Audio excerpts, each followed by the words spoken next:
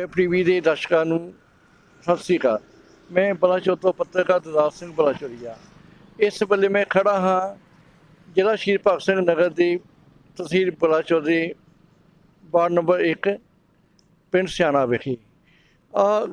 ਉਹ ਪਿੰਡ ਹੈ, ਵਾਰਡ ਹੈ ਜਿੱਥੋਂ ਦੇ ਅਮਰ ਸ਼ਹੀਦ ਲੈਫਟੀਨੈਂਟ ਜਨਰਲ ਬਿਕਰਮ ਸਿੰਘ ਜੰਮਪਲ ਸਨ। ਅਤੇ ਅਮਰ ਸ਼ਹੀਦ ਲੈਫਟੀਨੈਂਟ ਜਨਰਲ ਬਿਕਰਮ ਸਿੰਘ ਇੱਕ ਜਾਂਬਾਜ਼ ਯੋਧੇ ਸਨ, ਜਿਨ੍ਹਾਂ ਨੇ ਪਾਕਿਸਤਾਨੀਆਂ ਦੇ ਨਾਲ ਨਾਲ ਚੀਨੀਆਂ ਦੇ ਵੀ ਦੰਦ ਖੱਟੇ ਕੀਤੇ ਅਤੇ ਦੇਸ਼ ਦੀ ਰੱਖਿਆ 'ਚ ਅਹਿਮ ਰੋਲ ਨਿਭਾਇਆ। ਲੋਕਾਂ ਦੀ ਮੰਗ ਸੀ, ਜਿਸ ਤਰ੍ਹਾਂ ਜੰਮੂ ਕਸ਼ਮੀਰ ਵਿੱਚ ਲੈਫਟੀਨੈਂਟ ਜਨਰਲ ਬਿਕਰਮ ਸਿੰਘ ਦਾ ਸਮਾਰਕ ਬੁੱਤ ਅਤੇ ਗੁਰਦੁਆਰਾ ਸਾਹਿਬ ਬਣਾਇਆ ਗਿਆ, ਉਸੇ ਤਰੀਕੇ ਨਾਲ ਬਲਾਚੌਰ ਉਹਨਾਂ ਦੀ ਜੱਦੀ ਪਿੰਡ ਵਿੱਚ ਵੀ ਕੋਈ ਵਧੀਆ ਯਾਦਗਾਰ ਬਣਾਈ ਜਾਵੇ। ਸੁਣਿਆ ਹੈਗਾ ਜਦੋਂ ਕਹਿੰਦੇ ਜਨਰਲ ਸਾਹਿਬ ਅਤੇ ਹੋਰ ਜਨਰਲਾਂ ਨੇ ਸ਼ਹਾਦਤ ਦਾ ਜਾਮ ਪੀਤਾ ਅਤੇ ਉਹਨਾਂ ਦੀ ਡੈਡ ਬੋਡੀ ਬਲਾਚੌਰ 'ਚ ਆਈ। ਉਸ ਵੇਲੇ ਸਮੇਂ ਦੀ ਸਰਕਾਰਾਂ ਨੇ ਬਲਾਚੌਰ ਵਿਖੇ ਸਰਕਾਰੀ ਕਾਲਜ ਬਣਾਉਣ ਦਾ ਐਲਾਨ ਕੀਤਾ ਸੀ, ਪਰ ਉਹ ਐਲਾਨ ਇੱਕ ਚਿੱਟਾ ਹਾਥੀ ਬਣ ਕੇ ਰਹਿ ਗਿਆ। ਉਸ ਤੋਂ ਬਾਅਦ ਕੋਈ ਨਵੀਂ ਕਾਰਵਾਈ ਨਹੀਂ ਹੋਈ। ਸਿਰਫ ਅਤੇ ਸਿਰਫ ਜਨਰਲ ਬਿਕਰਮ ਸਿੰਘ ਦੇ ਨਾਮ 'ਤੇ ਉਪ ਮੰਡਲ ਹਸਪਤਾਲ ਬਣਾਇਆ ਗਿਆ। ਇਸ ਤੋਂ ਇਲਾਵਾ ਉਹਨਾਂ ਦੀ ਯਾਦ ਵਿੱਚ ਮਹਿੰਦੀਪੁਰ ਵਿਖੇ ਸਕੂਲ ਬਣਾਇਆ ਗਿਆ ਜੀ। ਮਹਿੰਦੀਪੁਰ ਵਿਖੇ ਸਕੂਲ ਦੇ ਵਿੱਚ ਉਹਨਾਂ ਦੀ ਯਾਦਗਾਰ ਸੁਸ਼ੋਭਿਤ ਕੀਤੀ ਗਈ ਅਤੇ ਨੌਜਵਾਨ ਭਲਾਈ ਕਲੱਬ ਵੱਲੋਂ ਹਰੇਕ ਸਾਲ ਉਹਨਾਂ ਦੀ ਯਾਦ ਵਿੱਚ ਸ਼ਾਨਦਾਰ ਫੁੱਟਬਾਲ ਟੂਰਨਾਮੈਂਟ ਕਰਾਇਆ ਜਾ ਰਿਹਾ।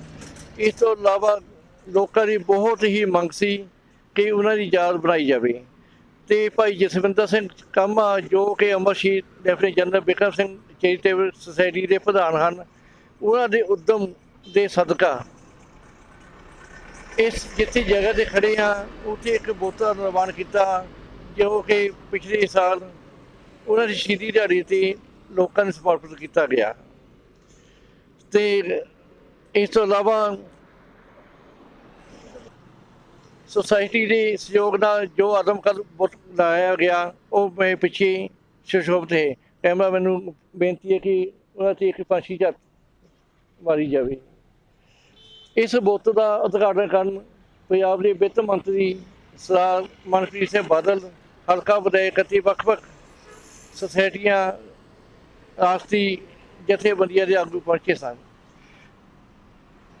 ਕਾਮਾ ਸਾਹਿਬ ਦੇ ਅਨੁਸਾਰ ਇਸ ਜਗ੍ਹਾ 'ਤੇ ਬੁੱਤ ਤੋਂ ਇਲਾਵਾ ਇੱਕ ਅਜਾਇਬ ਘਰ ਅਤੇ ਇੱਕ ਸੁੰਦਰ ਪਾਰਕ ਦਾ ਨਿਰਮਾਣ ਵੀ ਆਉਣ ਵਾਲੇ ਸਮੇਂ 'ਚ ਕੀਤਾ ਜਾਵੇਗਾ ਅਤੇ ਕੀਤਾ ਜਾ ਰਿਹਾ ਹੈ। ਅਤੇ ਸਰਦਾਰ ਮਨਪ੍ਰੀਤ ਸਿੰਘ ਬਾਦਲ ਦੀ ਦਿਲੀ ਇੱਛਾ ਕਿ ਇਸ ਜਗ੍ਹਾ 'ਤੇ ਫਾਈਬਰ ਤੋਂ ਇਲਾਵਾ ਕਾਂਸੇ ਦਾ ਬੁੱਤ ਲਾਇਆ ਜਾਵੇ, ਜੋ ਕਿ ਇਸ ਵੇਲੇ ਨਿਰਮਾਣ ਅਧੀਨ ਚਮਕੌਰ ਸਾਹਿਬ ਵਿਖੇ ਬਣ ਰਿਹਾ ਹੈ।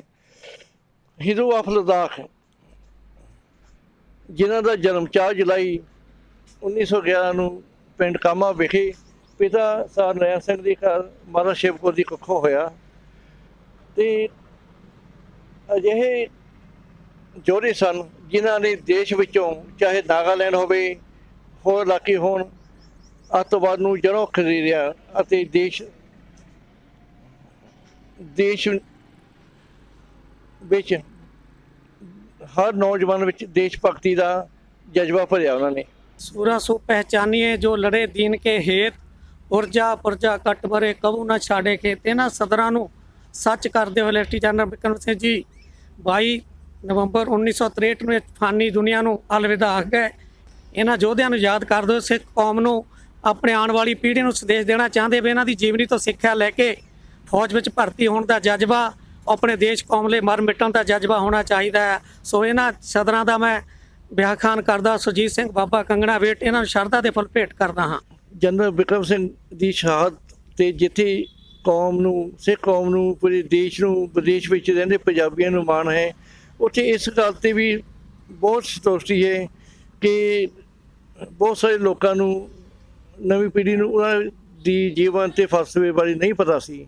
ਪਰ ਅਜੀਤ ਅਖਬਾਰ ਦੇ ਉੱਦਮ ਦੇ ਸਦਕਾ ਕਰੀਬ ਪਿਛਲੇ 20 ਸਾਲਾਂ ਤੋਂ ਹਰ ਵਰੇ ਉਹਨਾਂ ਦੇ ਸ਼ਹੀਦੀ ਦਿਨ 'ਤੇ ਡੇਲੀ ਅਜੀਤ ਵਿੱਚ ਆਰਟੀਕਲ ਵਿਸ਼ੇਸ਼ ਛਾਪਿਆ ਜਾਂਦਾ।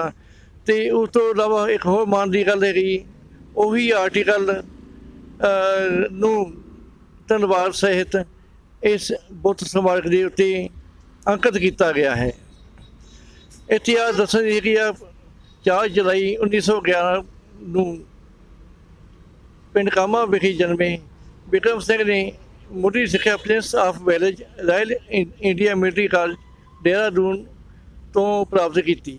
ਉਹਨਾਂ ਦੀ ਚੋਣ ਰਾਇਲ ਮਿਲਟਰੀ ਅਕੈਡਮੀ ਸੈਂਡਹਰਟ ਅੰਗਰੇਜ਼ ਦੀ ਹੋਈ। ਸੰਨ 1932 ਵਿੱਚ ਉਹਨਾਂ ਨੂੰ ਕਮਿਸ਼ਨ ਮਿਲਣ 'ਤੇ 1 ਸਾਲੀ ਬਰਕਸ਼ਾਇਰ ਰੈਜੀਮੈਂਟ ਵਿੱਚ ਨਿਯੁਕਤ ਕੀਤਾ ਗਿਆ ਅਤੇ ਥੋੜ੍ਹੇ ਜਿਹੇ ਸਮੇਂ ਤੋਂ ਬਾਅਦ 6/13 FIR ਰਾਈਫਲ ਕੋਹਾਰਟ ਵਿੱਚ ਨਿਯੁਕਤੀ ਹੋਈ। ਉਸ ਸਮੇਂ ਉਹਨਾਂ ਨੇ ਬਰਤਾਨਵੀ ਹਕੂਮਤ ਵੱਲੋਂ ਉੱਤਰ ਪੱਛਮੀ ਸੀਮਾ ਪ੍ਰਾਂਤ ਵਿੱਚ ਬਾਗੀ ਕਬਾਇਲੀਆਂ ਖਿਲਾਫ ਇਸੇ ਪ੍ਰਕਾਰ ਈਰਾਨ, ਇਰਾਕ, ਲੀਬੀਆ ਵਿਖੇ ਵੀ ਆਪਣੀ ਸ਼ੂਰਬੀਰਤਾ ਦੇ ਜ਼ੋਰ ਦਿਖਾਏ। 1947 ਵਿੱਚ 4ਥੀ ਬਟਾਲੀਅਨ ਰਾਜਪੂਤ ਸੈਨਾ ਦੇ ਕਮਾਨ ਅਫਸਰ ਅਤੇ 1948 'ਚ ਬ੍ਰਿਗੇਡੀਅਰ ਦੇ ਅਹੁਦੇ 'ਤੇ ਆ ਕੇ ਸਰ ਬਿਕਰਮ ਸਿੰਘ ਨੇ ਜੰਮੂ ਕਸ਼ਮੀਰ ਅਤੇ 1993 ਵਿੱਚ ਅਸਾਮ ਵਿੱਚ ਸੇਵਾ ਕੀਤੀ। 1955 ਵਿੱਚ ਉਹਨਾਂ ਨੂੰ ਮੇਜਰ ਜਨਰਲ ਵਜੋਂ ਡਿਵੀਜ਼ਨ ਜੰਮੂ ਕਸ਼ਮੀਰ ਵਿੱਚ ਤੈਨਾਤ ਕੀਤਾ ਅਤੇ ਉੱਥੇ ਸ਼ਾਂਤੀ ਸਥਾਪਿਤ ਕੀਤੀ। ਉਹਨਾਂ ਦਿੱਲੀ ਰਾਜਸਥਾਨ ਖੇਤਰ ਵਿੱਚ GOC ਦੀ ਜ਼ਿੰਮੇਵਾਰੀ ਨਿਭਾਈ। 1961 ਵਿੱਚ ਉਹਨਾਂ ਦੀ ਚੋਣ ਲੈਫਟੀਨੈਂਟ ਅਹੁਦੇ 'ਤੇ ਕੋਰ ਕਮਾਂਡਰ ਵਜੋਂ ਕੀਤੀ ਗਈ, ਜਿੱਥੇ ਉਹ ਪਹਿਲਾਂ ਹੀ ਨਿਯੁਕਤ ਸਨ। 1962 ਦੇ ਚੀਨੀ ਹਮਲੇ ਦੌਰਾਨ ਉਹਨਾਂ ਨੇ ਜੰਮੂ ਕਸ਼ਮੀਰ ਦੇ ਲੱਦਾਖ ਖੇਤਰ ਵਿੱਚ ਖੁਦ ਜਾਨ ਜੋਖਮ ਵਿੱਚ ਪਾ ਕੇ ਚੀਨੀਆਂ ਦੇ ਅਜਿਹੇ ਦੰਦ ਖੱਟੇ ਕੀਤੇ ਕਿ ਜੰਮੂ ਕਸ਼ਮੀਰ ਦੇ ਹਰ ਬਸ਼ਿੰਦੇ ਦੇ ਮਨ ਵਿੱਚ ਉਹ ਸਦਾ ਲਈ ਵਸ ਗਏ। ਅੱਜ ਵੀ ਲੋਕ ਉਹਨਾਂ ਨੂੰ ਫਰਿਸ਼ਤੇ ਵਾਂਗ ਪੂਜ ਰਹੇ ਹਨ। ਇਸ ਪਵਿੱਤਰ ਜਗ੍ਹਾ 'ਤੇ ਬੁੱਤ ਸਮਾਰਕ 'ਤੇ ਮੈਂ ਸਾਥੀਆਂ ਨੂੰ, ਖਾਸ ਕਰਕੇ ਨੌਜਵਾਨ ਪੀੜ੍ਹੀ ਨੂੰ ਅਪੀਲ ਕਰਦਾ ਕਿ ਜਿਵੇਂ ਉਹ ਆਪੋ ਆਪਣੇ ਧਾਰਮਿਕ ਸਥਾਨਾਂ 'ਤੇ ਜਾਂਦੇ, ਉਸੇ ਤਰ੍ਹਾਂ ਇਸ ਪਵਿੱਤਰ ਸਥਾਨ 'ਤੇ ਆ ਕੇ ਨਤਮਸਤਕ ਹੋਣ ਅਤੇ ਉਹਨਾਂ ਦੀ ਦੇਸ਼ ਭਗਤੀ ਦੇ ਜਜ਼ਬੇ, ਪੰਥ ਪ੍ਰਤੀ ਜਜ਼ਬੇ ਪ੍ਰਤੀ ਆਉਣ ਵਾਲੀ ਨਵੀਂ ਪੀੜ੍ਹੀ ਨੂੰ ਜਾਗਰਤ ਕਰਾਉਣ ਲਈ ਹਮਲਾ ਜ਼ਰੂਰ ਮਾਰਨ।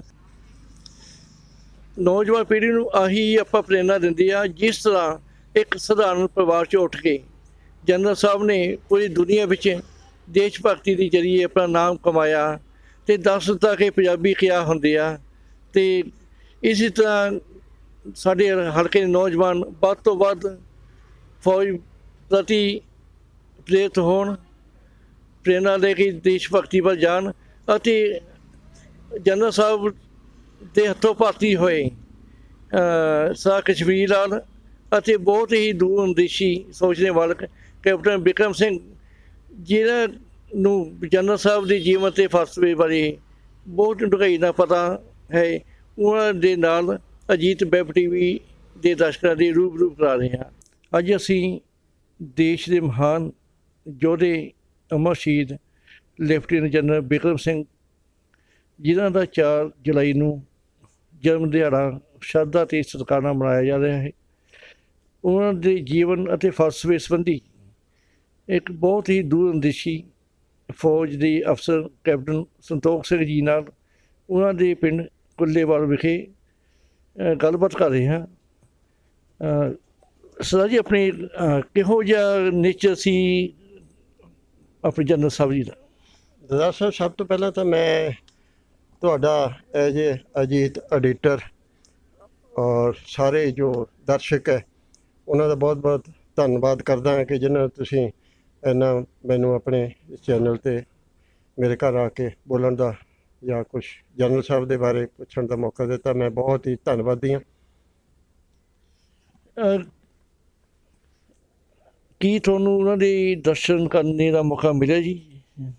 ਦਾਦਾ ਸਾਹਿਬ, ਮੈਂ ਉਹਨਾਂ ਦੇ ਫਿਜ਼ੀਕਲੀ ਦਰਸ਼ਨ ਤਾਂ ਨਹੀਂ ਕਰ ਸਕਿਆ, ਕਿਉਂਕਿ ਜਦੋਂ ਮੈਂ 6ਵੀਂ 7ਵੀਂ class Balachaur school BAB school Balachaur ਪੜ੍ਹਦਾ ਸੀ, ਉਦੋਂ ਉਹਨਾਂ ਦੀ ਏਅਰ ਕ੍ਰੈਸ਼ ਦੇ ਵਿੱਚ ਉਹ ਸ਼ਹੀਦੀ ਪ੍ਰਾਪਤ ਕਰ ਗਏ ਸੀ।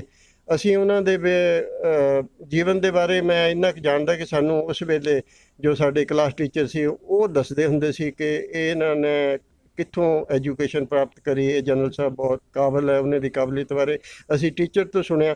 ਔਰ ਉਹਨਾਂ ਦੀ ਜਿਸ ਵਕਤ ਇੱਥੇ ਡੈਡ ਬੋਡੀ ਆਈ ਹੈ, ਉਹਨਾਂ ਦੇ ਅਸੀਂ ਸਤਿਕਾਰ ਵਾਸਤੇ ਸਾਰੇ ਹੀ ਸਕੂਲ ਜੋ ਨੇੜੇ ਤੇੜੇ ਦੇ ਸੀ ਸਾਰੇ ਜੇ ਉਹਨਾਂ ਨੂੰ ਲਾਸਟ ਗੁੱਡ ਬਾਈ ਵਾਸਤੇ ਸਾਨੂੰ ਇੱਥੇ ਖੜਾ ਕੀਤਾ ਗਿਆ ਸੀ। ਅਤੇ ਉਹ ਤੋਂ ਬਾਅਦ ਮੈਂ 10ਵੀਂ ਕਲਾਸ ਪਾਸ ਕਰਕੇ 1971 ਦੇ ਵਿੱਚ ਮੈਂ ਜਦੋਂ ਆਰਮੀ ਜੁਆਇਨ ਕਰ ਲਈ, ਉਹ ਤੋਂ ਬਾਅਦ ਮੈਨੂੰ ਜਨਰਲ ਸਾਹਿਬ ਬਾਰੇ ਹੌਲੀ ਹੌਲੀ ਜਿਸ ਤਰ੍ਹਾਂ ਸਾਨੂੰ ਹਿਸਟਰੀ ਆਪਣੇ ਆਰਮੀ ਦੀ ਪੜ੍ਹਾਈ ਜਾਂਦੀ ਹੈ, ਉਹਦੇ ਵਿੱਚ ਇਹਨਾਂ ਦਾ ਨਾਂ ਜ਼ਰੂਰ ਸੁਣਿਆ ਸੀ, ਇਹ ਬੜਾ ਮਾਣ ਹੁੰਦਾ ਸੀ। ਫਿਰ ਜਿੱਥੇ ਜਿੱਥੇ ਵੀ ਮੈਂ 32 ਸਾਲ ਦੀ ਨੌਕਰੀ ਦੇ ਵਿੱਚ ਸਰਵਿਸ ਕਰੀ ਹੈ, ਮੈਂ ਕਈ ਸਟੇਸ਼ਨਾਂ 'ਤੇ from north to east, south to west ਸਾਰੇ ਹੀ ਇੰਡੀਆ ਦੇ ਵਿੱਚ ਨੌਕਰੀ ਕਰੀ ਹੈ। ਤਕਰੀਬਨ JNK ਦੇ ਵਿੱਚ 12 ਸਾਲ ਨੌਕਰੀ ਕਰੀ ਹੈ, ਨਾਗਾਲੈਂਡ, ਅਸਾਮ, ਜਿੱਥੇ ਜਿੱਥੇ ਵੀ ਮੈਂ ਗਿਆ ਮੈਂ ਜਨਰਲ ਸਾਹਿਬ ਦੇ ਫੋਟੋਆਂ ਜ਼ਰੂਰ ਲੱਗੀਆਂ ਦੇਖੀਆਂ ਔਰ ਉਹਨਾਂ ਦੀ ਆਮ ਜਨਤਾ ਦੇ ਵਿੱਚ ਬਹੁਤ ਪਪੂਲੈਰਿਟੀ ਸੁਣੀ ਹੈ, ਕਿਉਂਕਿ ਜਨਰਲ ਸਾਹਿਬ ਦਾ ਜੋ ਜੀਵਨ ਸੀ ਉਹ ਬਹੁਤ ਹੀ ਗੌਰਵਮਈ ਰਿਹਾ, ਜੋ ਉਹਨਾਂ ਦੀ ਸਰਵਿਸ ਦੌਰਾਨ, ਜਿਹੜਾ ਕਿ ਮੈਨੂੰ ਇਸ ਤਰ੍ਹਾਂ ਮਹਿਸੂਸ ਹੁੰਦਾ ਸੀ ਕਿ ਅਸੀਂ ਉਹਨਾਂ ਨੂੰ ਜੋ ਅੱਜ ਕੱਲ੍ਹ ਮਾਹੌਲ ਦੇ ਹਿਸਾਬ ਨਾਲ ਅਸੀਂ ਉਹਨਾਂ ਦੀ ਜੋ ਉਹਨਾਂ ਨੂੰ ਐਡੀ ਬੜੀ ਇੱਜ਼ਤ ਦੇਣੀ ਸੀ ਉਹ ਨਹੀਂ ਦੇ ਸਕੇ। ਕਿਉਂਕਿ ਜਦੋਂ ਮੈਨੂੰ ਫਸਟ ਟਾਈਮ ਮੈਂ ਨਾਗਾਲੈਂਡ ਦੇ ਵਿੱਚ ਗਿਆ 1987-88 ਦੇ ਵਿੱਚ, ਉਸ ਵੇਲੇ ਮੈਂ ਜਦੋਂ ਲਾਇਬ੍ਰੇਰੀ ਦੇ ਵਿੱਚ ਐਂਟਰ ਹੋਇਆ, ਕਿਉਂਕਿ ਮੈਂ ਕਲੈਰੀਕਲ ਸਟਾਫ ਦੇ ਵਿੱਚ ਸੀਗਾ, ਪਰ ਲਿਖਣ ਦਾ ਸ਼ੌਕ ਸੀ। ਜਦੋਂ ਮੈਂ ਲਾਇਬ੍ਰੇਰੀ ਵਿੱਚ ਐਂਟਰ ਹੋਇਆ, ਬਿਲਕੁਲ ਸਾਹਮਣੇ ਦਰਵਾਜ਼ੇ 'ਤੇ ਉਹਨਾਂ ਦੀ ਫੋਟੋ ਲੱਗੀ ਹੋਈ ਦੇਖੀ, ਮੈਨੂੰ ਬੜਾ ਮਾਣ ਮਹਿਸੂਸ ਹੋਇਆ ਜਦੋਂ ਉੱਥੇ ਮੇਜਰ ਜਨਰਲ ਬਿਕਰਮ ਸਿੰਘ ਲਿਖਿਆ ਦੇਖਿਆ ਮੈਂ, ਅਤੇ ਮੈਂ ਬਹੁਤ ਖੁਸ਼ ਹੋਇਆ ਕਿ ਦੇਖੋ ਸਾਡੇ ਪਿੰਡ ਦਾ ਹੀ ਸੀਗੇ ਸਮਝੋ ਕਿ ਜਨਰਲ ਸਾਹਿਬ ਦੀ ਫੋਟੋ, ਜਿਨ੍ਹਾਂ ਦੇ ਕਿਸੇ ਵੇਲੇ ਅਸੀਂ ਉਹਨਾਂ ਦੇ ਲਾਸਟ ਰਾਈਟ ਦੇ ਵਿੱਚ ਹਿੱਸਾ ਲਿਆ ਸੀ ਕਿ ਉਹਨੇ ਇੱਥੇ ਸਰਵਿਸ ਕਰੀ ਹੈ। ਮੈਨੂੰ ਬੜੀ ਖੁਸ਼ੀ ਔਰ ਬੜਾ ਮਾਣ ਮਹਿਸੂਸ ਹੋਇਆ। ਇਸ ਤੋਂ ਬਾਅਦ ਮੈਂ ਉਸ ਇਲਾਕੇ ਦੇ ਵਿੱਚ ਤਕਰੀਬਨ 3 ਸਾਲ 4 ਸਾਲ ਨੌਕਰੀ ਕਰੀ ਹੈ। ਉੱਥੇ ਜਦੋਂ ਮੈਂ ਇਹਨਾਂ ਦੀ ਹਿਸਟਰੀ ਲੋਕਾਂ ਤੋਂ ਜਾਂ ਆਪਣੀ ਮਿਲਟਰੀ ਹਿਸਟਰੀ ਪੜ੍ਹੀ ਦੀ ਸੀ ਕਿ ਉਹਨਾਂ ਦੀ ਜੋ ਕਾਰਵਾਈਆਂ ਉਸ ਇਲਾਕੇ ਦੇ ਵਿੱਚ, ਕਿਉਂਕਿ ਉਹ ਬਹੁਤ ਹੀ ਬਾਰਡਰਿੰਗ ਏਰੀਆ ਸੀ, ਟੈਰੋਰਿਸਟ ਇਨਫੈਸਟਡ ਏਰੀਆ ਸੀਗਾ, ਅਤੇ ਉਸ ਇਲਾਕੇ ਦੇ ਵਿੱਚ ਉਹਨੇ ਇਸ ਤਰ੍ਹਾਂ ਦੀਆਂ ਕਾਰਵਾਈਆਂ ਕੀਤੀਆਂ ਜਿਨ੍ਹਾਂ ਦੇ ਨਾਲ ਕਿ ਜੋ ਟੈਰੋਰਿਸਟ ਸੀ ਉਹ ਉਹਨੇ ਜੜ੍ਹੋਂ ਉਖਾੜ ਕੇ ਤਕਰੀਬਨ ਉਹਨੂੰ ਰੂਟ ਆਊਟ ਕਰ ਦਿੱਤਾ ਸੀ। ਅਤੇ ਜਿਹੜੇ ਉੱਥੇ ਦੇ ਉਹਨਾਂ ਦੇ ਜੋ ਆਪਰੇਸ਼ਨ ਉਹਨੇ ਕੀਤੇ ਟੈਰਰਿਸਟ ਦੇ ਖਿਲਾਫ, ਉਹਨਾਂ ਦੇ ਬਾਰੇ ਮੈਂ ਉੱਥੇ ਉਹਨਾਂ ਦੀ ਹਿਸਟਰੀ ਪੜ੍ਹੀ, ਅਤੇ ਬਹੁਤ ਹੀ ਉਹਨਾਂ ਦਾ ਗੌਰਵਮਈ ਉਹਨਾਂ ਦੀ ਜੋ ਹੈ ਸਰਵਿਸ ਸੀਗੀ, ਅਤੇ ਬੜਾ ਮਾਣ ਮਹਿਸੂਸ ਹੁੰਦਾ ਸੀਗਾ। ਅਤੇ ਉਹ ਤੋਂ ਬਾਅਦ JNK ਦੇ ਵਿੱਚ ਮੈਂ ਤਕਰੀਬਨ 12 ਸਾਲ ਨੌਕਰੀ ਕਰੀ ਹੈ, right from Jammu, Nagrota to Leh Ladakh, Kargil, ਅਤੇ ਮੈਂ ਹਰ ਜਗ੍ਹਾ ਉਹਨਾਂ ਦੀਆਂ ਤਕਰੀਬਨ ਲੋਕਲ ਦੇ ਵਿੱਚ ਚਰਚਾ ਮੈਂ ਸੁਣਦਾ ਹੁੰਦਾ ਸੀ, ਅਤੇ ਉਹ ਬੜੇ ਇੱਕ ਹੀਰੋ ਦੇ ਉਹਨਾਂ ਨੂੰ ਨਾਮ ਦਿੱਤਾ ਸੀ, JNK ਦਾ ਹੀਰੋ, ਈਵਨ ਨਾਗਾਲੈਂਡ ਦੇ ਹੀਰੋ। ਅਤੇ JNK ਦੇ ਵਿੱਚ ਚੀਤਾ ਆਫ ਨਾਗਾਲੈਂਡ ਸੀ ਕਿ ਉਹ, ਹਾਂਜੀ, ਚੀਤਾ ਆਫ ਨਾਗਾਲੈਂਡ ਸੀ, ਚੀਤਾ ਇੱਕ ਹੀ ਸੁਣਿਆ ਸੀ ਆਪਾਂ, ਉੱਥੇ ਵੀ ਖਿਤਾਬ ਮਿਲਿਆ ਸੀ ਨਾਗਾਲੈਂਡ। ਹਾਂ, ਨਾਗਾਲੈਂਡ ਦੇ ਵਿੱਚ ਦੇਖੋ ਇਸ ਤਰ੍ਹਾਂ ਸੀਗਾ ਕਿ ਉਸ ਵਕਤ ਨਹਿਰੂ ਨੇ ਉੱਥੇ ਬਹੁਤ ਹੀ ਬੁਰੀ ਹਾਲ ਸੀਗੀ, ਹੋ ਸਕਦਾ ਸੀ ਕਿ ਨਾਗਾਲੈਂਡ ਇੱਕ ਅੱਜ ਅਲੱਗ ਦੇਸ਼ ਹੁੰਦਾ, ਅਤੇ ਜਿਸ ਤਰ੍ਹਾਂ ਦੇ ਅਸੀਂ ਹਾਲਾਤ ਉੱਥੇ ਉਹਨਾਂ ਦੀ ਹਿਸਟਰੀ ਪੜ੍ਹੀ ਹੈ, ਅਤੇ ਅਗਰ ਨਹਿਰੂ ਨੇ ਕਿਉਂਕਿ ਉਹਨਾਂ ਨੂੰ ਚੁਣ ਕੇ ਉੱਥੇ ਭੇਜਿਆ ਸੀ ਕਿ ਉਹਨਾਂ ਨੂੰ ਕੰਟਰੋਲ ਕਰੋ, ਅਤੇ ਨਾਗਾਲੈਂਡ ਦੇ ਵਿੱਚ ਉਹਨਾਂ ਨੇ ਜੋ ਅੱਤਵਾਦ ਆਪਰੇਸ਼ਨ ਸੀਗੇ ਉਹਨਾਂ ਦੇ ਵਿੱਚ ਦੇਖੋ, ਜੇ ਲੋਕਾਂ ਨੂੰ ਆਮ ਲੋਕਾਂ ਦੇ ਵਿੱਚ ਉਹਨਾਂ ਦੀ ਪਪੂਲੈਰਿਟੀ ਇਸ ਕਰਕੇ ਸੀ ਕਿ ਆਮ ਲੋਕਾਂ ਨੂੰ ਉਹ ਬਿਲਕੁਲ ਸੁਰੱਖਿਅਤ ਰੱਖਦੇ ਸੀਗੇ। ਸਿਰਫ ਉਹਨਾਂ ਦੀ ਲੜਾਈ ਉਹਨਾਂ ਨਾਗਿਆਂ ਨਾਲ ਸੀਗੀ ਜਿਹੜੇ ਕਿ ਐਂਟੀ ਨੈਸ਼ਨਲ ਸੀਗੇ, ਔਰ ਉਹਨਾਂ ਦੀਆਂ ਕਾਰਵਾਈਆਂ ਦੇ ਕਰਕੇ ਹੀ, ਵਧੀਆ ਕਾਰਵਾਈਆਂ ਕਰਕੇ ਹੀ ਅੱਜ ਨਾਗਾਲੈਂਡ ਦੇ ਵਿੱਚ ਜੋ ਹੈ ਇਹ ਟੈਰੋਰਿਜ਼ਮ ਕੰਟਰੋਲ ਹੋ ਸਕਿਆ ਹੈ। ਅਤੇ ਸੁਣਨ ਵਿੱਚ ਆਉਂਦਾ ਕਿ ਜੰਮੂ ਕਸ਼ਮੀਰ 'ਚ ਜੇ ਉੱਥੇ ਦੇ ਲੋਕ ਰਹਿੰਦੇ ਆ ਜੀ, ਅਤੇ ਉਹਨਾਂ ਦੀ ਮਨਾਂ ਵਿੱਚ ਬਹੁਤ ਤਕੜੀ ਛਾਪ ਹੈਗੀ ਉਹਨਾਂ ਦੇ ਪ੍ਰਤੀ, ਇੱਥੋਂ ਤੱਕ ਕਿ ਹਰੇਕ ਘਰ ਦੇ ਵਿੱਚ ਜਨਰਲ ਬਿਕਰਮ ਸਿੰਘ ਜੀ ਦੀ ਤਸਵੀਰ ਵੀ ਲੱਗੀ ਹੋ। ਤੁਸੀਂ 12-13 ਸਾਲ ਉੱਥੇ ਜੋਬ ਕੀਤੀ, ਕੀ ਇਹ ਗੱਲ ਸਹੀ ਹੈ ਜੀ? ਇਸ ਚੀਜ਼ ਦਾ ਮੈਂ ਚਸ਼ਮਦੀਨ ਗਵਾਹ ਹਾਂ। ਜਿੱਦਾਂ ਕਹਿੰਦੇ ਹੁੰਦੇ ਨਾ, ਕੋਈ ਇੱਕ ਤਾਂ ਸੁਣੀ ਸੁਣਾਈ ਗੱਲ ਹੁੰਦੀ ਹੈ, ਇੱਕ ਆਪਣੀ ਅੱਖੀ ਦੇਖਿਆ ਗੱਲ ਹੁੰਦੀ ਹੈ। ਮੈਂ ਤੁਹਾਨੂੰ ਇੱਕ ਇਨਸੀਡੈਂਟ ਪਾਰਟੀਕੂਲਰ ਸੁਣਾਉਣਾ ਹੈ ਕਿ ਜਦੋਂ 1999 ਦੀ ਕਾਰਗਿਲ ਵਾਰ ਸੀ, ਮੈਂ ਉਸ ਵਾਰ ਦੇ ਵਿੱਚ ਬਿਲਕੁਲ heart of the bar area ਸੀਗਾ, ਜਿਹਨੂੰ ਆਪਾਂ ਮਸਕੋ ਵੈਲੀ ਕਹਿੰਦੇ ਹਾਂ, 18 ਕਿਲੋਮੀਟਰ ਨਾਰਥ ਟੂ ਦਰਾਜ, ਉੱਥੇ ਸਾਡਾ ਹੈੱਡਕੁਆਟਰ ਲੋਕੇਟਡ ਸੀਗਾ। ਅਤੇ ਸਾਨੂੰ ਰਸਤੇ ਦੇ ਵਿੱਚ ਜਦੋਂ ਸਾਡੀ ਕਾਨਵਾਈ ਜਾ ਰਹੀ, ਸਾਡੇ ਉੱਤੇ ਸ਼ੈਲਿੰਗ ਆ ਗਈ। ਰਸਤੇ ਦੇ ਵਿੱਚ ਇੱਕ ਨਦੀ ਪੈਂਦੀ ਸੀ, ਸਾਨੂੰ ਉੱਥੇ ਸ਼ੈਲਟਰ ਲੈਣਾ ਪਿਆ ਆਰਟੀਫਾਇਰ ਤੋਂ, ਅਤੇ ਅਸੀਂ ਬੋਲਡਰਾਂ ਦੇ ਨਾਲ ਲੱਗ ਕੇ ਆਪਣੀ ਜਾਨ ਬਚਾਉਂਦੇ ਹੋਏ ਇੱਕ ਘਰ ਦੇ ਵਿੱਚ ਗਏ, ਜਿਹੜਾ ਕਿ ਬਿਲਕੁਲ ਵਕੇਟਡ ਸੀਗਾ। ਉੱਥੇ ਕੋਈ ਬੰਦਾ ਨਹੀਂ ਸੀਗਾ, ਲੇਕਿਨ ਉਹ ਕਿਸੇ ਸਕਾਲਰ ਦਾ ਘਰ ਸੀ, ਔਰ ਉੱਥੇ ਪਸ਼ੂ ਵੱਧਦੇ ਸੀਗੇ, ਅਤੇ ਅਸੀਂ ਉਹ ਖੋਲ੍ਹੇ ਕਿਉਂਕਿ ਪਸ਼ੂ ਭੁੱਖੇ ਥਿਆਏ ਸੀਗੇ। ਅਤੇ ਉਹ ਤੋਂ ਬਾਅਦ ਅਸੀਂ ਜਦੋਂ ਹਨੇਰਾ ਹੋਇਆ ਉੱਥੋਂ ਤੁਰਨਾ ਸੀਗਾ, ਅਸੀਂ ਘਰ ਦੇ ਅੰਦਰ ਚਲੇ ਗਏ। ਘਰ ਦੇ ਅੰਦਰ ਗਏ ਅਤੇ ਅਸੀਂ ਕੀ ਚੀਜ਼ ਉੱਥੇ ਬੜੀ ਅਚੰਭਤ ਮੈਂ ਹੋ ਗਿਆ ਇੱਕਦਮ ਦੇਖ ਕੇ, ਜਦੋਂ ਜਨਰਲ ਬਿਕਰਮ ਸਿੰਘ ਸਾਹਿਬ ਦੀ ਫੋਟੋ ਲੱਗੀ ਹੋਈ ਦੇਖੀ।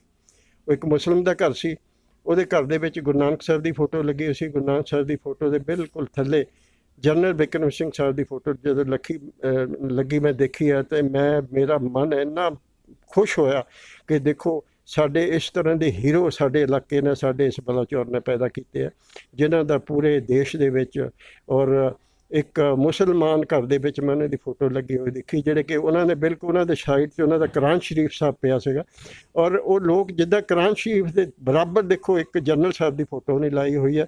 ਇਹ ਕਿੰਨੇ ਮਾਣ ਵਾਲੀ ਸਾਡੀ ਕੌਮ ਨੂੰ ਔਰ ਸਾਡੇ ਇਲਾਕੇ ਨੂੰ ਗੱਲ ਹੈਗੀ ਹੈ। ਅਤੇ ਮੈਂ ਤਾਂ ਜਾਣੀ ਇਹ ਕਹਿਣਾ ਹੈ ਕਿ ਉਹ ਰੀਅਲ ਹੀਰੋ, ਔਰ ਜਾਣੀ ਇੱਕ ਆਰਮੀ ਦਾ ਰੀਅਲ ਹੀਰੋ ਸਾਡੇ ਇਲਾਕੇ ਦਾ ਹੋਇਆ ਹੈ। ਲੇਕਿਨ ਸਾਡੇ ਇਲਾਕੇ ਦੇ ਵਿੱਚ ਮੈਨੂੰ ਦੁੱਖ ਹੋਇਆ ਇਸ ਕਰਕੇ ਕਿ ਉਹਨਾਂ ਦੀ ਅਸੀਂ ਅੱਗੇ ਪੈਰਵਾਈ ਨਾ ਕੀਤੀ, ਉਹਨਾਂ ਦੇ ਨਾਂ ਨੂੰ ਅੱਗੇ ਇਸ ਇਲਾਕੇ ਦੇ ਵਿੱਚ ਅਸੀਂ ਆਪਣੀ ਜਨਰੇਸ਼ਨ ਨੂੰ ਅੱਗੇ ਦੱਸ ਨਹੀਂ ਸਕੇ ਕਿ ਇਸ ਤਰ੍ਹਾਂ ਦੇ ਜਿਹੜੇ ਹੀਰੋ ਹੈ ਉਹ ਸਾਡੇ ਇਸ ਬਲਾਚੌਰ ਇਲਾਕੇ ਨੇ ਪੈਦਾ ਕੀਤੇ। ਕੈਪਟਨ ਸਾਹਿਬ ਜੀ, ਇੱਕ ਆਹ ਸੁਣਨੇ ਵਿੱਚ ਆਉਂਦਾ ਕਿ ਕੰਟੀਨ ਦੇ ਵਿੱਚ, ਆਪਣੀ ਕੰਟੀਨ ਮੈਸ ਵਿੱਚ ਬੜੇ ਅਫਸਰਾਂ ਅਤੇ ਸਿਪਾਹੀਆਂ 'ਚ ਹੌਲਦਾਰ ਕਾਫੀ ਫਰਕ ਹੁੰਦਾ ਸੀ ਖਾਣੇ ਦਾ, ਕਿ ਆਹ ਮਤਭੇਦ ਉਹਨੇ ਮਿਟਾਏ ਆ ਜੀ। ਸੁਣਨੇ 'ਚ ਕੀ ਸਹੀ ਹੈ ਜੀ? ਇਹ ਬਿਲਕੁਲ ਸਹੀ ਹੈ। ਇਹ ਹਜੇ ਵੀ ਜਿਹੜੇ ਟ੍ਰਾਂਜ਼ਿਟ ਕੈਂਪ ਹੈ, ਜਦੋਂ ਆਪਾਂ ਜੰਮੂ ਤੋਂ ਸ਼੍ਰੀਨਗਰ ਜਾਂ ਸ਼੍ਰੀਨਗਰ ਤੋਂ ਲੇਹ ਜਾਂਦੇ ਹਾਂ, ਰਸਤੇ ਦੇ ਟ੍ਰਾਂਜ਼ਿਟ ਕੈਂਪ ਬਣੇ ਹੋਏ ਹੈ ਫੌਜ ਦੇ, ਜਿੱਥੇ ਰਾਤ ਨੂੰ ਠਹਿਰਨਾ ਪੈਂਦਾ ਹੈ ਜਾਂ ਕਈ ਵਾਰ ਕਲਾਈਮੇਟ ਖਰਾਬ ਹੋ ਜਾਏ, ਜਿੱਥੇ ਕਿ ਜਵਾਨਾਂ ਦਾ ਅਫਸਰਾਂ ਦਾ ਠਹਿਰਨ ਦਾ ਬੰਦੋਬਸਤ ਹੁੰਦਾ ਹੈ। ਉੱਥੇ ਕੀ ਹੁੰਦਾ ਸੀ ਕਿ ਉਸ ਜ਼ਮਾਨੇ ਦੇ ਵਿੱਚ ਖਾਣੇ ਦੀ ਹਾਲਤ ਬਹੁਤ ਦੁਰਦਸ਼ਾ ਸੀਗੀ, ਕੋਈ ਵਧੀਆ ਖਾਣਾ ਨਹੀਂ ਮਿਲਦਾ ਸੀਗਾ। ਜਵਾਨ ਰਿਪੋਰਟ ਕਰਦੇ ਸੀ ਲੇਕਿਨ ਕੋਈ ਸੁਣਵਾਈ ਨਹੀਂ ਹੁੰਦੀ ਸੀ। ਇਹ ਗੱਲਾਂ ਦੇਖੋ, ਇੱਕ ਜਨਰਲ ਸਾਹਿਬ ਹੁੰਦੇ ਹੋਏ ਉਸ ਵੇਲੇ ਵੀ ਉਹ ਬ੍ਰਿਗੇਡੀਅਰ ਜਨਰਲ ਦੇ ਰੈਂਕ ਸੀਗੇ, ਸੁਣਨੇ 'ਚ ਨਹੀਂ, ਇਹ ਰੀਅਲਟੀ ਹੈ ਕਿ ਉਹਨੇ ਡਾਂਗਰੀ ਪਾ ਕੇ, ਜਿਸ ਤਰ੍ਹਾਂ ਇੱਕ ਡਰਾਈਵਰ ਜਾਂ ਇੱਕ ਸਿਪਾਹੀ ਡਾਂਗਰੀ ਪਾ ਲੈਂਦਾ ਹੈ ਆਪਣੇ ਕੰਮ ਕਰਨ ਵਾਸਤੇ, ਉੱਥੇ ਤਕਰੀਬਨ ਸਾਰੇ ਫਿਰ ਇੱਕੋ ਜਿਹੇ ਲੱਗਦੇ ਆ, ਨਹੀਂ ਪਤਾ ਲੱਗਦਾ। ਉਹ ਜਨਰਲ ਸਾਹਿਬ ਨੇ ਜਦੋਂ ਉਹਨਾਂ ਨੂੰ ਪਤਾ ਲੱਗਿਆ ਵੀ ਹੋਰ ਨਹੀਂ ਕਾਰਵਾਈ ਹੋ ਰਹੀ ਹੈ, ਫਿਰ ਉਹਨੇ ਉਸ ਚੀਜ਼ ਨੂੰ ਆਪਣੇ ਫਿਜ਼ੀਕਲੀ ਔਨ ਗਰਾਊਂਡ ਚੈੱਕ ਕਰਨ ਵਾਸਤੇ ਕਿਸੇ ਨੂੰ ਦੱਸਿਆ ਨਹੀਂ, ਕਿਸੇ ਨੂੰ ਨਾਲ ਨਹੀਂ ਲਿਆ, ਲਾਈਨ ਅਪ ਹੋ ਗਿਆ ਉਸੇ ਤਰ੍ਹਾਂ ਸਿਪਾਹੀਆਂ ਦੇ ਨਾਲ ਖਾਣੇ ਦੇ ਆਪਣੇ ਪਲੇਟ ਲੈ ਕੇ। ਔਰ ਜਦੋਂ ਦੱਸਦੇ ਕਿ ਲਾਂਗਰੀ ਦੇ ਕੋਲ ਗਏ ਅਤੇ ਲਾਂਗਰੀ ਨੂੰ ਕਹਿੰਦੇ ਵੀ ਮੈਨੂੰ ਇੱਕ ਰੋਟੀ ਹੋਰ ਦੇ ਦੇ, ਨਾਲੇ ਥੋੜ੍ਹਾ ਜਿਹਾ ਮੀਟ ਪਾ ਦੇ ਹੋਰ, ਅਤੇ ਲਾਂਗਰੀ ਅੱਗੋਂ ਉਲਟਾ ਜਵਾਬ ਦਿੱਤਾ ਕਿ ਜਿਹੜਾ ਜੇ ਖਾਣਾ ਤਾਂ ਖਾ ਲੈ, ਨਹੀਂ ਤਾਂ ਪਾਸੇ ਹੋ ਜਾ। ਉਹਨੇ ਉਸੇ ਵਕਤ ਕਹਿੰਦੇ ਲਾਂਗਰੀ ਨੂੰ ਫੜ ਕੇ ਗਲੇ ਤੋਂ ਅਤੇ ਉਸੇ ਪਤੀਲੇ ਦੇ ਵਿੱਚ ਉਹਦੀ ਗਰਦਨ ਮਰੋੜ ਕੇ ਦੇ ਦਿੱਤੀ। ਨਾਲੇ ਫਿਰ ਦੱਸਿਆ ਜਦੋਂ ਜਵਾਨਾਂ ਰੌਲੀ ਪਾਈ ਪਏ ਇੱਦਾਂ ਕਾਹਤੇ ਮਾਰਦੇ ਕਾਹਤੇ, ਕਿਉਂਕਿ ਉੱਥੇ ਫੌਜ ਦੇ ਵਿੱਚ ਡਿਸਿਪਲਿਨ ਹੁੰਦਾ। ਅਤੇ ਫਿਰ ਉਹਨੇ ਦੱਸਿਆ ਵੀ ਮੈਂ ਤੁਹਾਡਾ ਕਮਾਂਡਰ ਹਾਂ, ਮੈਂ ਜਨਰਲ ਆਪਣੇ ਬ੍ਰਿਗੇਡੀਅਰ ਬਿਕਰਮ ਸਿੰਘ ਹੈ। ਫਿਰ ਉੱਥੇ ਹਾਹਾਕਾਰ ਮਚ ਗਈ। ਉਸ ਦਿਨ ਤੋਂ ਦੱਸਦੇ ਆ, ਇਸ ਵਕਤ ਮੈਂ ਬਾਅਦ 'ਚ ਜਦੋਂ ਬਹੁਤ ਟਾਈਮ ਹੋ ਗਿਆ, ਇਸ ਵਕਤ ਉਸਨੇ ਇਸ ਤਰ੍ਹਾਂ ਦੇ ਸੁਧਾਰ ਕਰ ਦਿੱਤੇ ਟ੍ਰਾਂਜ਼ਿਟ ਕੈਂਪਾਂ ਦੇ ਵਿੱਚ ਕਿ ਵਧੀਆ ਖਾਣਾ, ਵਧੀਆ ਡਿਸਿਪਲਿਨ ਔਰ ਹਰ ਤਰੀਕੇ ਨਾਲ ਕੰਮ ਹੋਣ ਲੱਗ ਪਿਆ। ਇਹ ਉਹਨਾਂ ਦੀ ਇੱਕ ਬਹੁਤ ਬੜੀ ਸੋਚ ਸੀਗੀ ਕਿ ਉਹ ਜਵਾਨ ਦਾ ਬਹੁਤ ਹੀ ਧਿਆਨ ਰੱਖਦੇ ਸੀ। ਉਹਨਾਂ ਦੀ ਮੇਨ ਜੋ ਪਪੂਲੈਰਿਟੀ ਹੋਣ ਦਾ ਜਾਂ ਐਡੇ ਬੜੇ ਹੀਰੋ ਕਹਾਣ ਦਾ, ਉਹਨਾਂ ਦੇ ਵਿੱਚ ਹੈਸੀਅਤ ਇਸ ਤਰ੍ਹਾਂ ਨਹੀਂ ਪੈਦਾ ਹੋਈ। ਉਹਨੇ ਹਰ ਚੀਜ਼ ਨੂੰ ਉਹ ਬੜੇ ਮਿਨਿਊਟਲੀ ਚੈੱਕ ਕਰਦੇ ਸੀਗੇ, ਆਪ ਫਿਜ਼ੀਕਲੀ ਉਸ ਚੀਜ਼ ਨੂੰ ਦੇਖ ਕੇ ਉਸ ਦੇ ਉੱਤੇ ਕਰੈਕਟ ਐਕਸ਼ਨ ਕਰਦੇ ਸੀਗੇ। ਅਤੇ ਇਸ ਕਰਕੇ ਬੜੇ ਉਹ ਤੋਂ ਬਾਅਦ ਟ੍ਰਾਂਜ਼ਿਟ ਕੈਂਪਾਂ ਦੇ ਵਿੱਚ ਜੋ ਖਾਣ ਪੀਣ ਦੇ, ਰਹਿਣ ਸਹਿਣ ਦੇ ਬਹੁਤ ਹੀ ਸੁਧਾਰ ਹੋਏ ਆ। ਸੁਣਨ ਵਿੱਚ ਇਹ ਆਇਆ, ਮੈਂ ਖੁਦ ਵੀ ਦੇਖਿਆ। ਕੈਪਟਨ ਸਾਹਿਬ, ਹੁਣ ਕੀ ਜ਼ਰੂਰਤਾਂ ਹੈਗੀਆਂ ਉਹਨਾਂ ਦੀ ਯਾਦ ਨੂੰ ਤਾਜ਼ਾ ਕਰਨ ਦੀ, ਕੀ ਇੱਥੇ ਬਣਨਾ ਚਾਹੀਦਾ। ਬੁੱਤ ਸਮਾਰਕ ਬਣ ਗਿਆ, ਉਹਨਾਂ ਦੀ ਆਦਮਕਦ ਬੁੱਤ ਵੀ ਲੱਗ ਚੁੱਕਾ। ਹੋਰ ਕੀ ਚਾਹੀਦਾ ਕਿ ਜਿਹਦੇ ਨਾਲ ਸਾਡੇ ਇਲਾਕੇ ਦੇ ਨੌਜਵਾਨ ਪ੍ਰਭਾਵਿਤ ਹੋਣ, ਦੇਸ਼ ਭਗਤੀ ਵੱਲ, ਫੌਜ ਦਾ ਹਿੱਸਾ ਬਣਨ। ਕੀ ਚਾਹੀਦਾ ਜੀ? ਦੇਖੋ, ਉਹਨਾਂ ਦੀ ਪਪੂਲੈਰਿਟੀ ਤਾਂ ਜੋ ਹੁਣ ਹੋ ਰਹੀ ਹੈ, ਇਹ ਅੱਜ ਤੋਂ ਤਕਰੀਬਨ 50 ਸਾਲ ਪਹਿਲੇ ਹੋ ਜਾਣੀ ਚਾਹੀਦੀ ਸੀ ਜਾਂ 60 ਸਾਲ ਪਹਿਲੇ ਹੋ ਜਾਣੀ ਚਾਹੀਦੀ ਸੀ। ਬਹੁਤ ਲੇਟ ਹੋ ਗਏ ਆਪਾਂ। ਜੋ ਮੈਂ ਦੇਖ ਰਿਹਾ, ਜਿਸ ਵਕਤ ਅਸੀਂ ਭਰਤੀ ਹੋਏ ਹਾਂ, ਸਾਡੇ ਆਮ ਪਿੰਡਾਂ ਦੇ ਵਿੱਚ ਇੱਕ ਕਰੇਜ਼ ਹੁੰਦਾ ਸੀ ਬੱਚਿਆਂ ਦੇ ਵਿੱਚ ਕਿ ਅਸੀਂ ਫੌਜ 'ਚ ਜਾਣਾ ਹੈ, ਕਿਉਂਕਿ ਉਹ ਮੋਟੀਵੇਸ਼ਨ ਕਿਹਦਾ ਸੀਗਾ?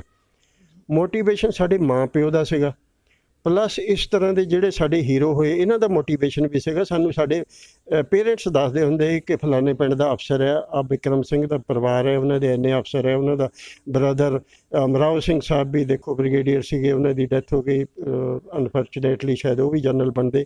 ਉਹ ਤੋਂ ਬਾਅਦ ਉਹਨਾਂ ਦੇ ਬੱਚੇ ਵੀ ਚਲੋ, ਇੱਕ ਲੜਕਾ ਉਹਨਾਂ ਦਾ ਅਫਸਰ ਸੀਗਾ, ਦੂਸਰਾ ਲੜਕਾ ਨਹੀਂ ਉਸ ਕਾਬਲ ਸੀਗਾ।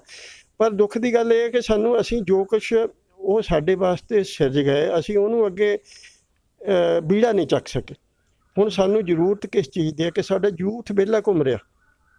ਸਾਡੇ ਇਲਾਕੇ ਦੇ ਵਿੱਚ ਇੱਕ ਇੱਦਾਂ ਦੇ ਹੀਰੋ ਪੈਦਾ ਹੋਏ। ਹੁਣ ਇੱਥੇ ਇੱਕ ਫੌਜ ਵਾਸਤੇ ਜਾਂ ਫੋਰਸਿਸ ਵਾਸਤੇ ਇੱਕ ਟ੍ਰੇਨਿੰਗ ਅਕੈਡਮੀ ਵੀ ਨਹੀਂ ਹੈ। ਕਾਲਜ ਬਣ ਗਿਆ, ਨਿਆਣੇ ਪੜ੍ਹ ਗਏ, ਠੀਕ ਹੈ। ਨਿਆਣੇ ਪੜ੍ਹਨ ਤੋਂ ਬਾਅਦ ਉਹਨਾਂ ਨੂੰ ਜਦੋਂ ਆਪਾਂ ਅੱਗੇ ਕੋਈ ਟ੍ਰੇਨਿੰਗ ਨਹੀਂ ਦਿੰਦੇ ਹੈ, ਕੋਈ ਟੈਕਨੀਕਲ ਟ੍ਰੇਨਿੰਗ ਨਹੀਂ, ਕੋਈ ਫੌਜ ਦੀ ਟ੍ਰੇਨਿੰਗ ਨਹੀਂ, ਕੋਈ ਫੋਰਸਿਸ ਦੀ ਟ੍ਰੇਨਿੰਗ ਨਹੀਂ ਹੈ, ਕੋਈ ਮੋਟੀਵੇਸ਼ਨ ਨਹੀਂ ਹੈ, ਉਦੋਂ ਤੱਕ ਪੜ੍ਹਾਈ ਬੇਕਾਰ ਹੈ। ਚਾਹੇ ਉਹ BA ਕਰ ਗਿਆ, ਕੋਈ MA ਕਰ ਗਿਆ, ਕਿਉਂਕਿ ਜਿਹੜਾ ਸਭ ਤੋਂ ਬੜਾ ਅੱਜ ਇੰਪਲਾਇਮੈਂਟ ਦਾ ਜਿੱਥੇ ਜ਼ਿਆਦਾ ਕੰਜੰਪਸ਼ਨ ਹੈ ਯੂਥ ਦੀ, ਉਹ ਹੈ ਫੋਰਸਿਸ। ਅੱਗੇ ਵੀ ਇਹੋ ਸੀਗਾ, ਅੱਗੇ ਸਾਡੇ ਪਿੰਡਾਂ ਦੇ ਵਿੱਚ 10-20 ਬੱਚੇ ਫੋਰਸਿਸ ਦੇ ਵਿੱਚ ਹੁੰਦੇ ਸੀ। ਉਹ ਆਪਣੇ ਖੇਤੀਬਾੜੀ ਵਿੱਚ ਖੇਤੀਬਾੜੀ ਛੋਟੇ ਖੇਤੀਬਾੜੀ ਪਰਿਵਾਰਾਂ ਦੇ ਵਿੱਚੋਂ ਜਾ ਕੇ ਆਪਣੇ ਮਾਂ ਪਿਓ ਦਾ, ਆਪਣੇ ਪਰਿਵਾਰ ਦੇ ਮਦਦ ਕਰਦੇ ਸੀਗੇ। ਅੱਜ ਹਾਲਤ ਇਹ ਹੋ ਗਈ ਹੈ ਕਿ ਜਿਹੜੇ ਖੇਤੀਬਾੜੀ ਵਾਲੇ ਉਹ ਆਪਣੀਆਂ ਜ਼ਮੀਨਾਂ ਵੇਚ ਕੇ ਬਾਹਰ ਦੌੜਨ ਲੱਗ ਪਏ। ਪੜ੍ਹੇ ਲਿਖੇ ਬੱਚੇ, ਸਾਡੇ ਕੋਲ ਕੀ ਰਹਿ ਗਿਆ? ਅਨਪੜ੍ਹ ਰਹਿ ਗਿਆ।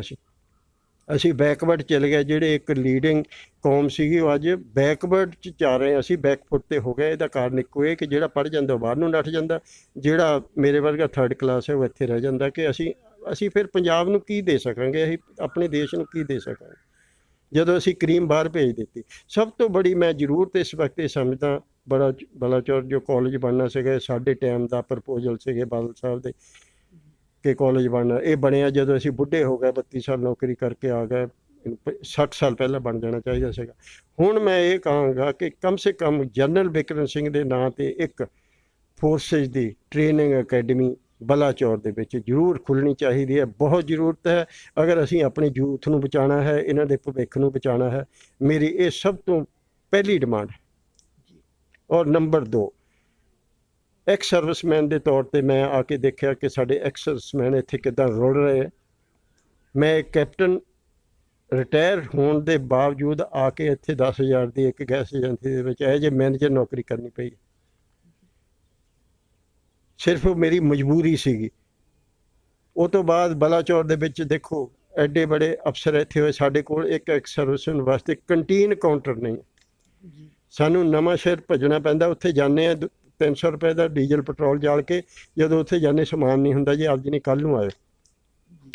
ਜਦ ਕਿ ਨਵਾਂ ਸ਼ਹਿਰ ਔਰ ਬੰਗੇ ਤਹਿਸੀਲ ਦੀ ਜੋ ਐਕਸ ਸਰਵਿਸਮੈਨ ਦੀ ਸਟਰੈਂਥ ਹੈ ਸਾਡੇ ਨਾਲੋਂ ਅੱਧੀ ਵੀ ਨਹੀਂ। ਇਹ ਬਲਾਚੌਰ 'ਚ ਵੱਧ ਹੋਈ? ਬਲਾਚੌਰ ਦੇ ਵਿੱਚ ਵੱਧ ਹੈ ਜੀ। ਭੱਦੀ ਤੱਕ ਦੇ ਲੋਕ ਜੋ ਹੈ ਨਵੇਂ ਸ਼ਹਿਰ ਜਾਂਦੇ, ਪੋਜੇਵਾਲ ਤੱਕ ਦੇ ਲੋਕ ਨਵੇਂ ਸ਼ਹਿਰ ਜਾਂਦੇ ਆ। ਉਹਨਾਂ ਨੂੰ ਜਿੰਨਾ ਉੱਥੋਂ ਕੰਸੈਸ਼ਨ ਮਿਲਣਾ ਉਹਨਾਂ ਤੋਂ ਉਹਨਾਂ ਦਾ ਆਉਣ ਦੇ ਵਿੱਚ ਖਰਚਾ ਹੋ ਜਾਂਦਾ ਹੈ। ਇਹ ਇੱਕ ਮੇਰੀ ਡਿਮਾਂਡ ਹੈ।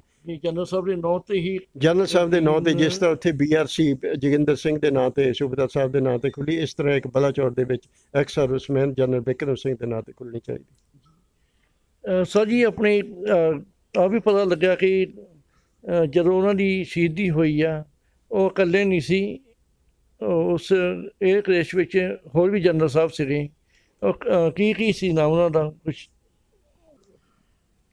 ਇਹ ਦਦਾਰ ਸਾਹਿਬ ਉਹਨਾਂ ਦੇ ਨਾਲ ਜਦੋਂ, ਕਿਉਂਕਿ ਮੈਂ ਹਿਸਟਰੀ ਪੜ੍ਹੀ ਹੈ, ਜਦੋਂ ਆਪਾਂ ਇਹਦੇ ਬਾਰੇ ਜਾਣਦੇ ਹਾਂ ਕਿ ਉਹਨਾਂ ਦਾ ਜਦੋਂ 에ਅਰ ਕਰੈਸ਼ ਹੋਇਆ ਪੁੰਛ ਸੈਕਟਰ ਦੇ ਵਿੱਚ, ਉਹਨਾਂ ਦੇ ਨਾਲ ਜਨਰਲ ਪਿੰਟੋ, ਜਨਰਲ ਦੌਲਤ ਸਿੰਘ ਵੀ ਸੀਗੇ।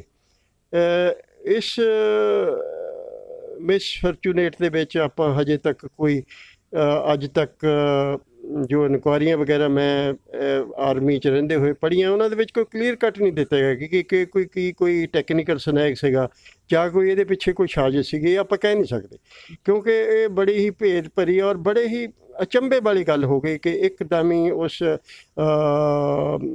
ਚੌਪਰ ਦੇ ਵਿੱਚ ਕੋਈ ਨੁਕਸ ਆ ਗਿਆ ਜਾਂ ਫਿਰ ਇਹਨੂੰ ਕੋਈ ਪਬਲਿਕ ਨਹੀਂ ਹਜੇ ਤੱਕ ਕੀਤਾ ਗਿਆ। ਇੱਕ ਚੌਪਰ ਦੇ ਵਿੱਚ ਇਕੱਠੀ ਜਨਰਲ ਬਿਠਾਉਣਾ, ਇਹ ਜੋ ਮੇਰੀ ਜਾਣਕਾਰੀ ਦੇ ਮੁਤਾਬਕ ਜਿੰਨਾ ਕੁ ਮੈਨੂੰ ਨੌਲੇਜ ਹੈ ਕਿ 3 ਜਨਰਲਾਂ ਨੂੰ VIPs ਨੂੰ ਇੱਕ ਚੌਪਰ ਦੇ ਵਿੱਚ ਬਿਠਾਉਣਾ ਜੋ ਹੈ ਆਰਮੀ ਐਕਟ ਦੇ ਹਿਸਾਬ ਨਾਲ ਇਲੀਗਲ ਸੀਗਾ, ਜੋ ਗੱਲ ਕਹੀ ਗਈ ਹੈ। ਲੇਕਿਨ ਉਹਦਾ ਪਿੱਛੇ ਕੀ ਰਾਜ ਸੀਗਾ ਜਾਂ ਕੀ ਉਹਦੇ ਪਿੱਛੇ ਉਹਨਾਂ ਦੀ ਕੋਈ ਮਜਬੂਰੀ ਸੀਗੀ 3 ਬੈਠਣ ਦੀ, ਇਹਦੇ ਬਾਰੇ ਮੈਂ ਕੁਝ ਨਹੀਂ ਕਹਿ ਸਕਦਾ ਹੈ। ਬਟ ਬਹੁਤ ਬੜੀ ਟ੍ਰੈਜਡੀ ਹੋਈ ਹੈ ਜੋ ਵੀ ਹੋਇਆ ਹੈ, ਬੜੇ ਦੁੱਖ ਦੀ ਗੱਲ ਹੋਈ ਹੈ। ਉਹਨੇ ਇਸ ਦੇਸ਼ ਨੂੰ ਹਜੇ ਬਹੁਤ ਕੁਝ ਹੋਰ ਦੇਣਾ ਸੀਗਾ, ਜਿਸ ਤਰ੍ਹਾਂ ਦੇ ਉਹਨਾਂ ਦੀਆਂ ਸੀਗੀ, ਜੋ ਉਹਨਾਂ ਦੇ ਵਿੱਚ ਕਾਬਲੀਅਤ ਸੀਗੀ। ਬਹੁਤ ਕੁਝ ਅਸੀਂ ਉਹਨਾਂ ਤੋਂ ਪ੍ਰਾਪਤ ਨਹੀਂ ਕਰ ਸਕੇ ਜੋ ਪ੍ਰਾਪਤ ਕਰਨਾ ਸੀਗਾ। ਕੈਪਟਨ ਸਾਹਿਬ ਤੁਹਾਡਾ ਬਹੁਤ ਬਹੁਤ ਧੰਨਵਾਦ। ਤੁਸੀਂ ਬਹੁਤ ਹੀ ਸੁਚੱਜੇ ਢੰਗ ਨਾਲ, ਜੋ ਅਸਲ ਵਿੱਚ ਸ਼ਖਸੀਅਤ ਸਨ ਲੈਫਟੀਨੈਂਟ ਜਨਰਲ ਬਿਕਰਮ ਸਿੰਘ ਜੀ, ਉਹਨਾਂ ਦੇ ਜੀਵਨ ਤੇ ਫਲਸਫੇ ਤੇ ਰੋਸ਼ਨੀ ਪਾਈ। ਹੋਰ ਮੈਨੂੰ ਆਪ ਭਰਤੀ ਕਰਾਇਆ ਉਹਨਾਂ ਨੇ ਜੀ ਹਾਂ।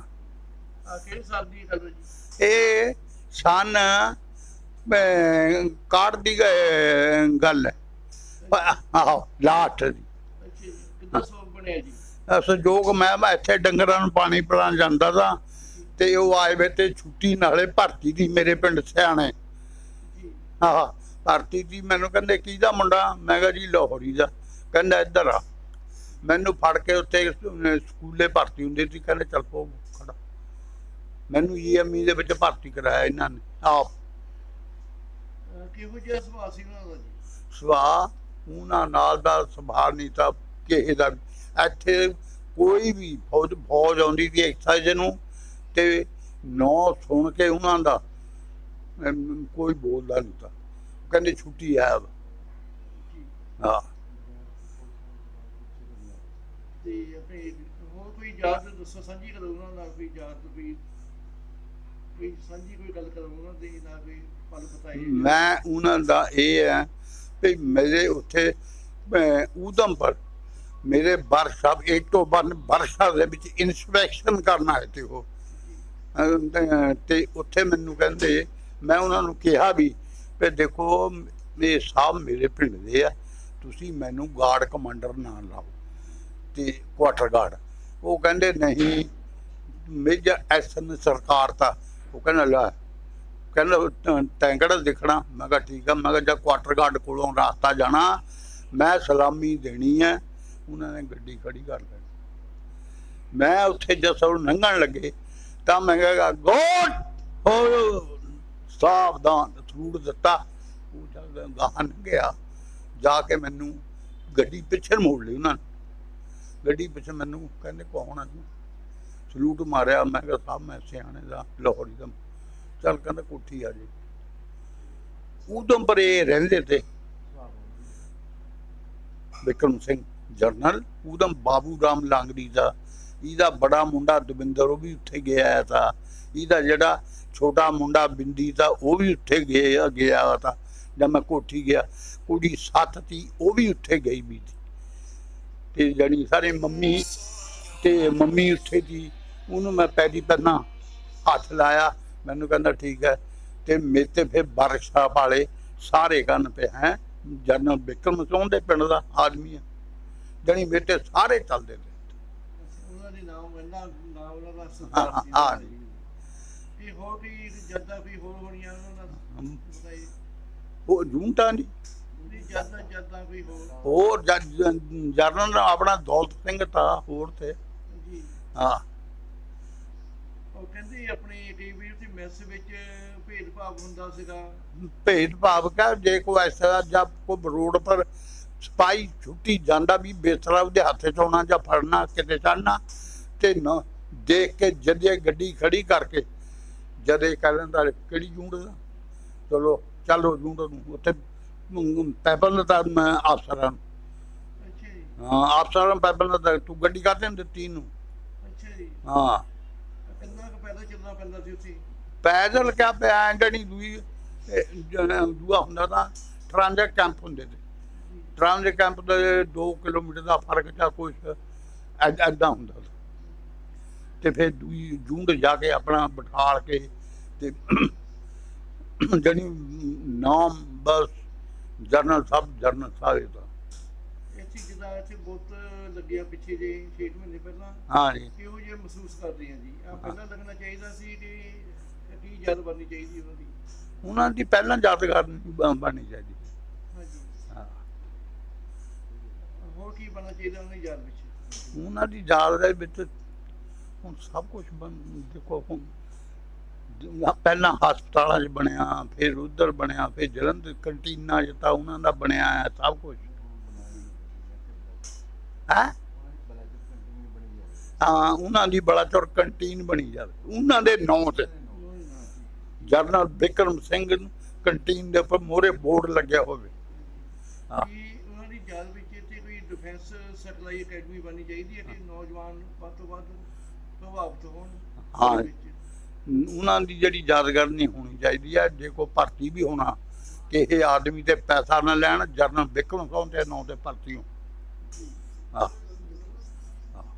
ਤੁਹਾਡੇ ਪਿੰਡ ਵਿੱਚ ਕਿੰਨੇ ਭਰਤੀ ਕਰਾਏ ਜਨਰਲ ਸਾਹਿਬ ਨੇ? ਕਿੰਨੇ?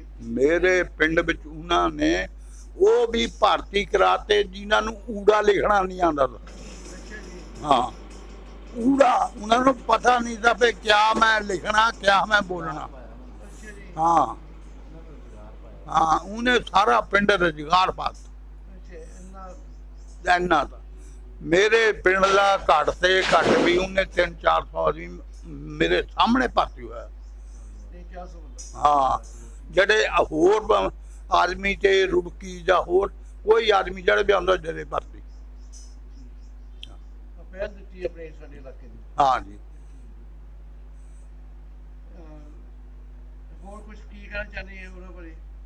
ਹੋਰ ਬਹੁਤ ਬਣਿਆ ਹੋਰ ਉਹਦੇ ਨਾਂ ਤੇ ਜਾਣੀ ਇਹ ਤਾਂ ਹੁਣ ਇਕੱਲੇ ਦਾ ਬਣਿਆ, ਨਾਲ ਬੇਸ਼ੱਕ ਟੱਬਰ ਦਾ ਵੀ ਮੰਮੀ ਦਾ ਤਾਂ ਇਹਨਾਂ ਦਾ ਹੋਰ ਬਣਨਾ ਪੈਂਦਾ।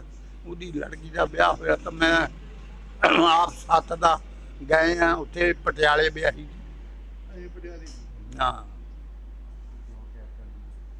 ਹਾਂ ਫਿਰ ਕੈਪਟਨ ਸਾਹਿਬ ਦੇ ਨਾਲ ਮੈਂ ਨੌਕਰੀ ਕੀਤੀ। ਅੱਛਾ, ਕੈਪਟਨ ਮਹਿੰਦਰ ਸਿੰਘ ਦਾ?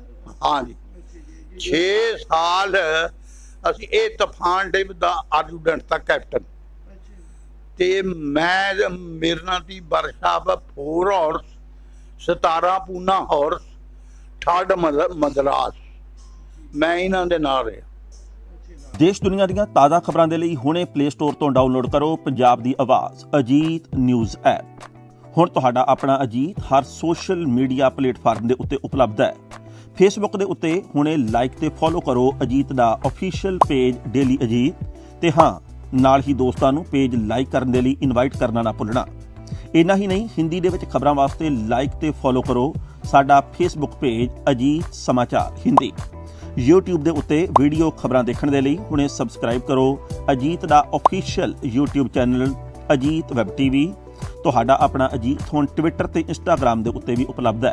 ਟਵਿੱਟਰ ਦੇ ਉੱਤੇ ਖਬਰਾਂ ਦੇ ਲਈ ਫੋਲੋ ਕਰੋ ਡੇਲੀ ਅਜੀਤ, ਤੇ ਇੰਸਟਾਗ੍ਰਾਮ ਦੇ ਉੱਤੇ ਖਬਰਾਂ ਦੇ ਨਾਲ ਵੀਡੀਓ ਦੇਖਣ ਦੇ ਲਈ ਫੋਲੋ ਕਰੋ ਬਲੂ ਟਿਕ ਵਾਲਾ ਸਾਡਾ ਅਫੀਸ਼ੀਅਲ ਚੈਨਲ ਡੇਲੀ ਅਜੀਤ। ਇੰਨਾ ਹੀ ਨਹੀਂ, ਅਜੀਤ ਦੇ ਵੀਡੀਓ ਹੁਣ ਤੁਸੀਂ ਐਪਲ ਟੀਵੀ ਦੇ ਉੱਤੇ ਵੀ ਵੇਖ ਸਕਦੇ ਹੋ, ਤੇ ਨਾਲ ਹੀ ਅਜੀਤ ਅਖਬਾਰ ਦਾ ਡਿਜੀਟਲ ਐਡੀਸ਼ਨ ਪੜ੍ਹਨ ਦੇ ਲਈ ਡਾਊਨਲੋਡ ਕਰੋ ਅਜੀਤ ਈ-ਪੇਪਰ ਐਪ। ਤੁਹਾਡਾ ਆਪਣਾ ਭਰੋਸੇਯੋਗ ਚੈਨਲ, ਤੁਹਾਡੀ ਆਪਣੀ ਆਵਾਜ਼, ਪੰਜਾਬ ਦੀ ਆਵਾਜ਼ ਅਜੀਤ।